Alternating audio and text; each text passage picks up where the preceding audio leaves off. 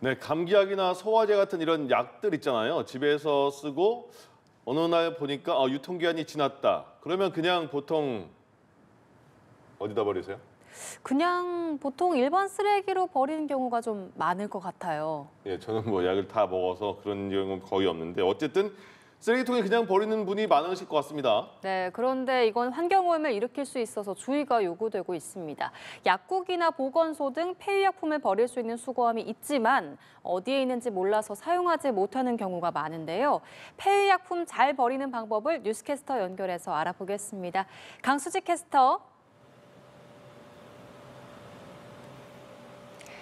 네, 복지 사각지대에 있는 분들을 찾아가는 약국 밖 복지 상담소 늘품가치 대표이신 박상원 약사와 오늘 자세한 이야기 나눠보도록 하겠습니다. 안녕하십니까? 안녕하세요. 처방하거나 처방받거나 구매하고 남은 약들 일반 쓰레기나 하수구에 버리는 경우가 많은데요. 그런데 이러한 행동들 환경에는 안 좋은 영향을 미친다고요? 네, 의약품은 인체에 영향을 미치는 화학 물질인 만큼 자연으로 유입되게 되면 자연 분해되는 속도가 매우 느립니다. 하천이나 토양으로 유입되는 경우 동식물의 성장과 생식에 영향을 주고 이것은 생태계 교란으로 이어질 수 있습니다.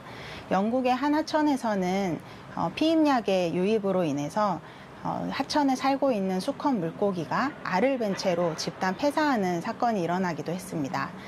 의약품은 모두 분리 배출하여 전량 소각하여 처리하는 것이 제일 안전한 방법입니다.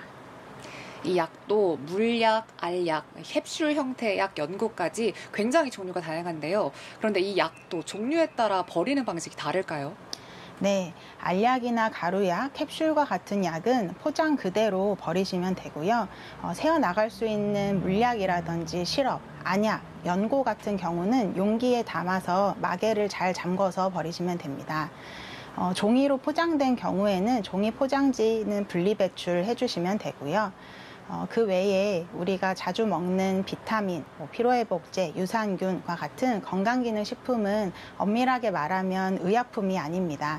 이러한 것들은 일반 쓰레기로 버리셔도 무방합니다. 이 폐의약품을 우체통에 버려도 된다라는 이야기를 들었는데요. 버려도 될까요? 네, 맞습니다. 우체국이 우체통을 통해서 폐의약품을 모아서 소각시설로 옮겨주는 일을 하고 있는데요. 이것은 전국으로 확대되고 있지만 아직 시행되지 않는 지역도 있어서 확인이 좀 필요합니다. 우체통으로 버리실 때는 의약품을 별도 비닐봉지에 담아서 폐의약품이라고 적어서 버려주시면 되고요. 이때 다른 우편물들을 오염시킬 수 있는 물약 같은 경우는 우체통을 통해서 버리시면 안 됩니다. 그런데 이 폐의약품 수거함이 어디에 있는지 모르시는 분들 많을 것 같습니다. 어디에 주로 있을까요? 네, 그래서 이번에 서울시 약사회에서는 이러한 포스터를 제작하여서 폐의약품 분리배출을 알리고 폐의약품 수거함의 위치를 알리는 활동을 시작하였습니다. 나와 있는 QR코드를 찍으면 나와 가장 가까이에 있는 폐의약품 수거함의 위치를 찾을 수 있습니다.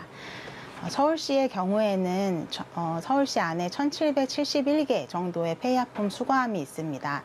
동주민센터나 그리고 구청, 보건소와 같은 공공기관을 포함해서 우체통을 모두 포함한 개수인데요.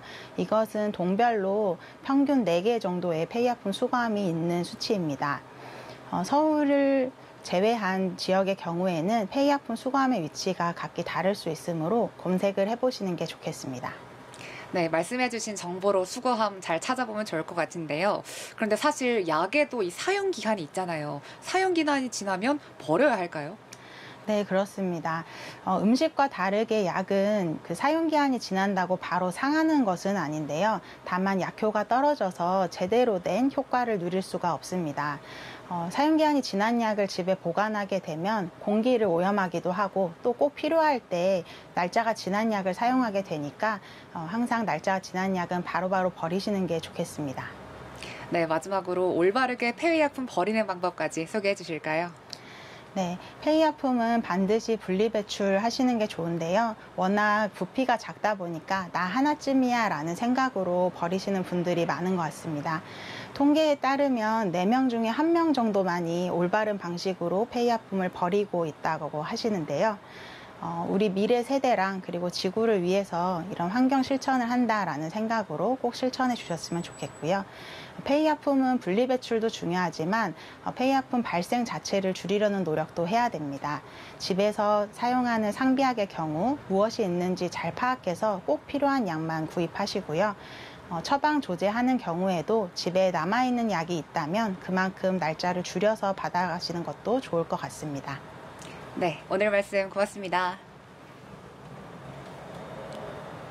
지금까지 출근길 인터뷰였습니다.